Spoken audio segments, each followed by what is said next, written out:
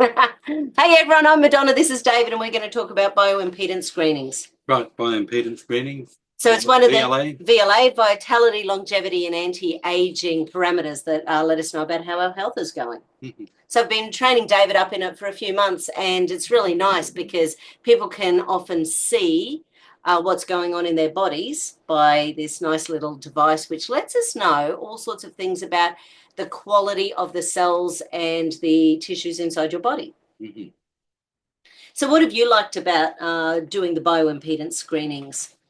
Well, so there's some interesting, like it gives you, because I'm still learning about what it does. So, you go through and you put in your height and your wrist measurement, your waist measurement, frame size, and you put all that stuff in. And then it takes this measurement. And then it's got these different categories. The first one is like our actual weight and what the composition of that is. So here it goes through weight with ideal weight, skeletal tissue, and body mass index. Yeah. And the BMI, now we're fully aware because there's, again, the UN or the World Health Organization or someone was talking again about the BMI being not the be all and end all for people's health, which we know. We can be a very healthy person in a larger body. And people like footballers who have a huge amount of muscle mass would always be obese in these machines. So we're fully aware that the BMI is just one parameter. What does it mean, BMI? Well, so it's here the we got mass index. skeletal tissue, and what are those things about? Okay, so let's talk about... We know what weight is and our ideal weight. Well, let's talk about the BMI just for a moment. So the rule of thumb is if you've got a BMI between 18 and 25, that's normal. 25 to 30 is overweight, and 30 and over, there's too much excess fat. So here's 30.17. 30.17. And obviously that's overweight. Yeah.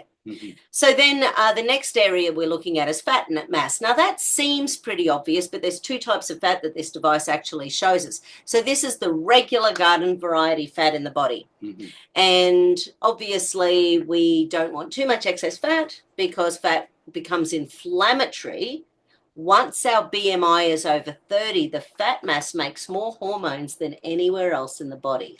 Right. So when we're between 25 to 30, our BMI is between 25 and 30, the fat cells are starting to make more hormones. Right, so here we've got the fat as 19 and it should be 13. Yes, that's right. So there's an excess fat of 6.53 kilos. So that's in here. Which it says here, yeah. Yeah. And then the next one we're looking at is the active tissue mass. Now, this is the one I love the most. This is the one about the grey fat. It's about the visceral fat. Visceral fat. Yeah, visceral fat. Beautiful. So the active tissue mass is the active, well, it's the active tissue in the body. It's muscle, but it's also other tissue in the body that creates stuff, creates enzymes, creates hormones, creates stuff. Right. So it's active tissue. It's not just inert. So with this one, what we want is for there to be 0 or higher. So on this one, there's an excess amount of ATM by 4.37 kilos. Yeah. But we know that it's not muscle quality because the muscle quality down here is 74%. So that lets me know that there's going to be either inflammation or stress or toxicity or something like that going on because the muscle quality is lower, because stress eats away muscle quality, inflammation eats away muscle quality, toxicity eats away muscle quality, and so does visceral fat. So it's calling it active tissue mass, but we're talking about... It's two things. It's muscle. Well, it's more than two things, but the two things predominantly are muscle mass and visceral fat. Right. And how do we interpret that from these numbers? When the quality is low, there's too much visceral fat. Right. Or toxicity. So if this person was thin and they actually had 74% muscle quality, then I would assume that they had just been through something, so some major big pharmaceutical stuff, or maybe they'd been living in a really polluted city for a long time, or maybe they were addicted to junk food. 74% you're getting here off there. Yeah. And ATM quality. I have seen people's muscle quality drop by 10-20% when they get addicted to things with aspartame, so soft drinks with zero sugar and stuff like that, because that just destroys muscle quality and muscle mass. That's interesting. Really, the artificial sweeteners. Oh, they're horrendous. Well, they're neurotoxins. Right. And you only feel your body if your nerves are inflamed. Mhm. So anywhere you've got pain, your nerves are inflamed. So if I've got someone in pain and I see active tissue mass quality low, part of that will be the nervous system. Right. Just isn't toned. So if I've got someone who is thinking that they might have osteoporosis, I will often, even if they're 80 years old, I will often do a VLA because the VLA, the muscle quality, is often similar to the nerve quality and bone quality. Oh, okay. Because it says active tissue mass, so it's looking at different sets of, like, what does tissue mean? Well, it can be any tissue in the body. Predominantly, though, it's muscle and visceral fat. And the reason it's visceral fat is that the device can't tell the difference between tummy fat and muscle. Right. Because they're both so active. They're both so hard packed. And then the other thing that I really love is this little guy here, the phase angle. So that's part of the optimum health indicators. Yes. So this little phase angle. Because phase angle, we've got that, but then also we've got the biomarker index here, which is like... No one likes the biomarker index. Because that's your actual age. Yeah, the biological age. Yeah, that's right. So patient age 58, biomarker index 67, so the body's being older than it should be. Yeah.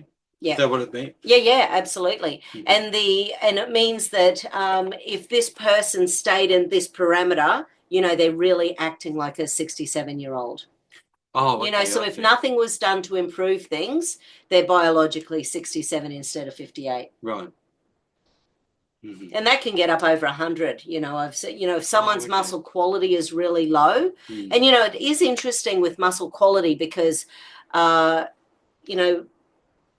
the lower it gets, the less cellular health we've got. So with the phase angle is to do with the amount of energy our cells are spitting out.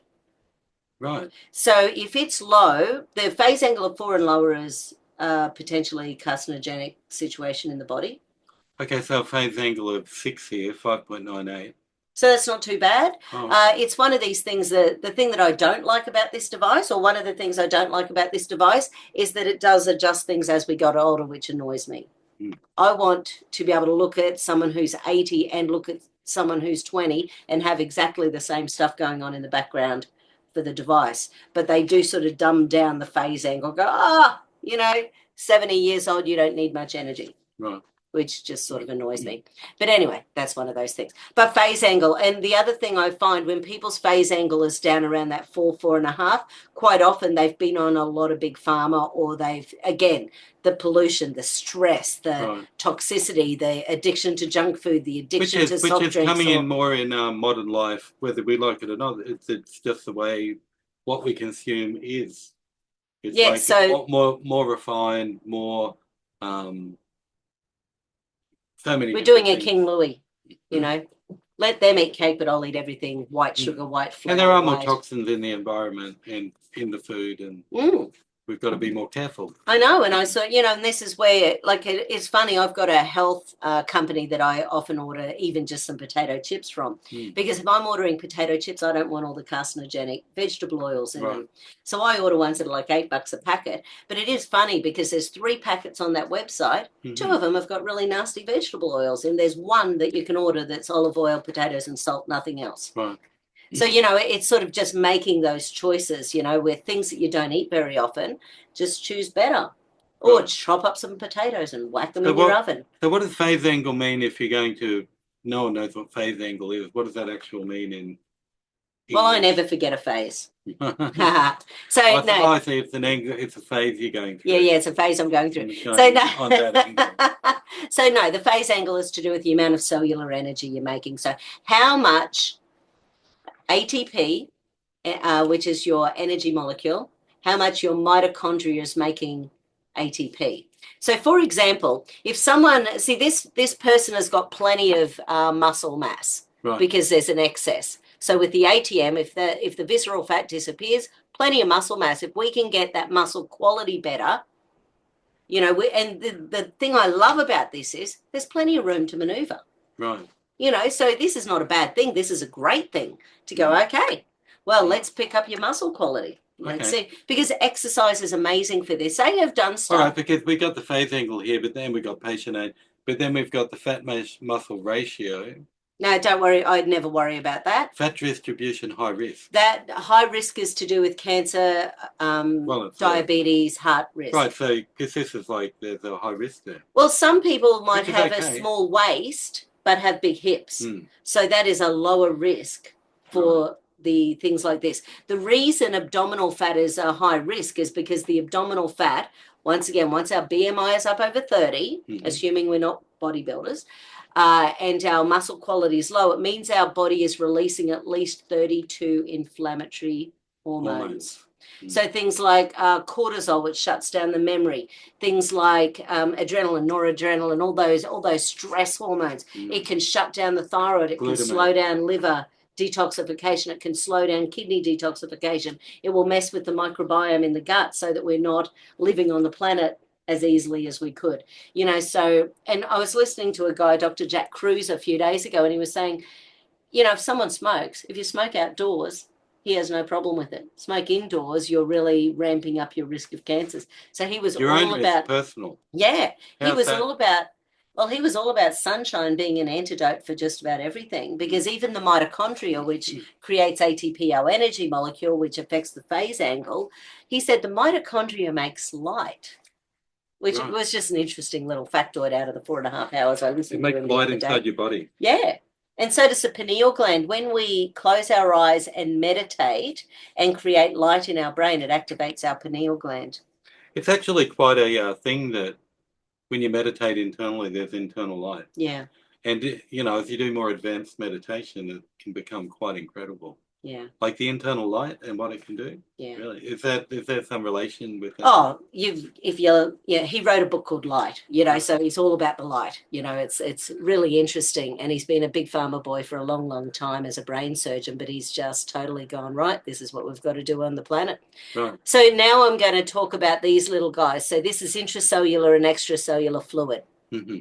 So inside the cells, we should have, for women, I'm always happy if they've got 50% of fluid on the inside of the cells. For men, I'm happy with 60%. And the reason being is that testosterone is incredibly, incredibly protective against toxicity and inflammation. Really? So men automatically will have less inflammation and toxicity as a general rule if they're doing, you know, some half-hearted good stuff for themselves. Okay. So this body's got 55, so that intracellular water, so 55.25% on the inside of the cells. I have never had that much fluid on the inside of my cells ever. Is that good or bad?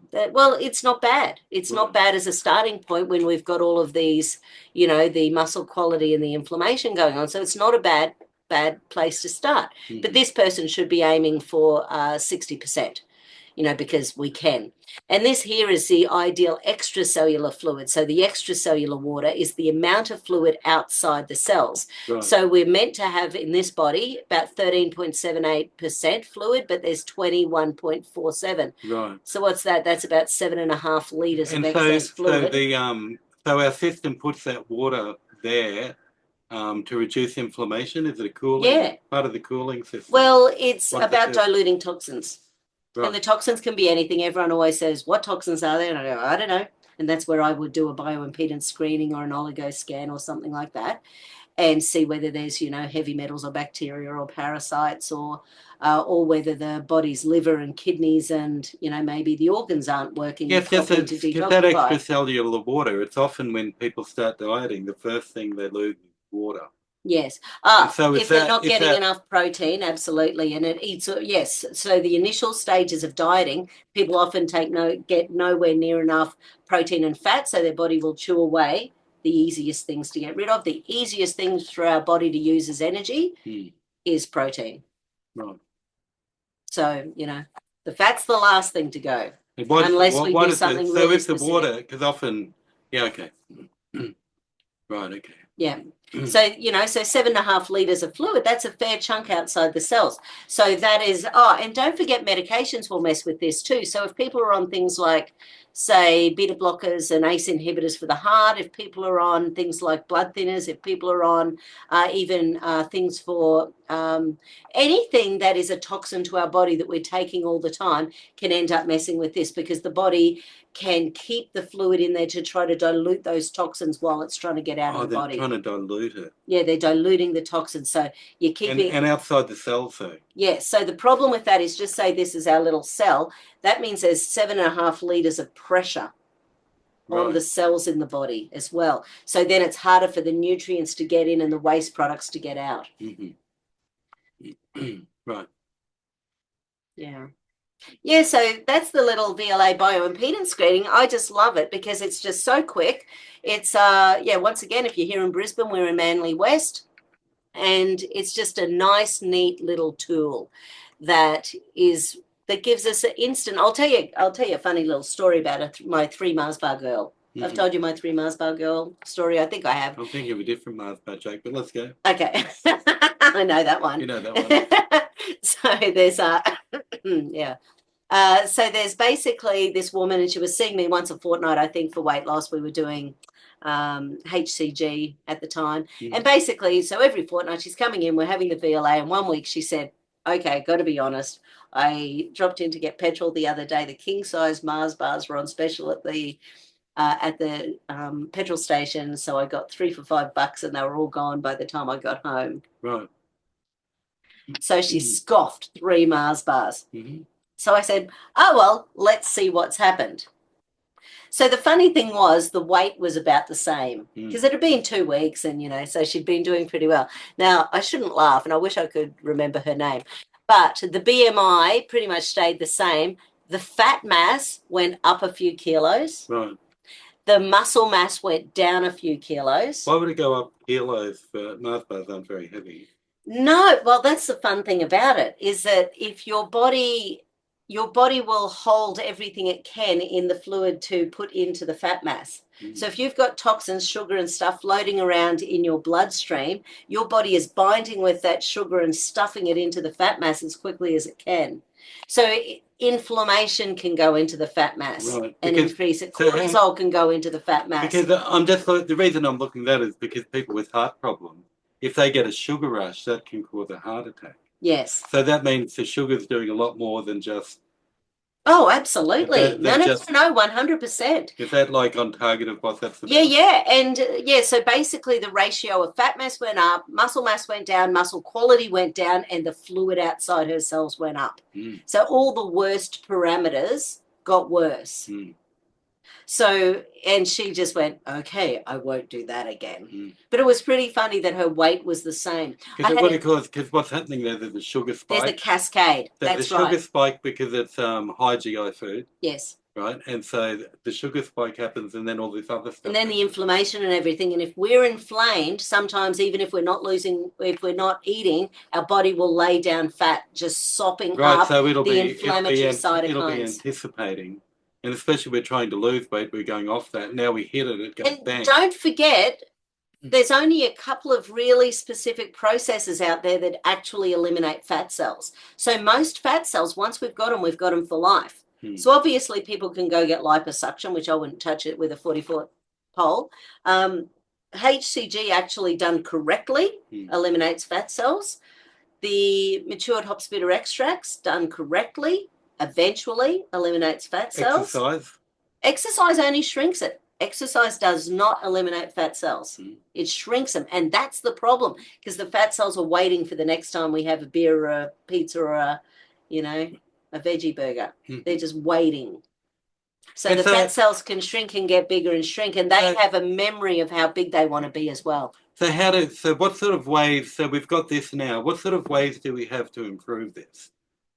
So we've got this situation here, we've got a situation where there's too much weight for a start, so this person needs to lose a few kilos, and it says something. Actually, hold that thought. Let's stop and we'll start a new one with that. Okay. Okay.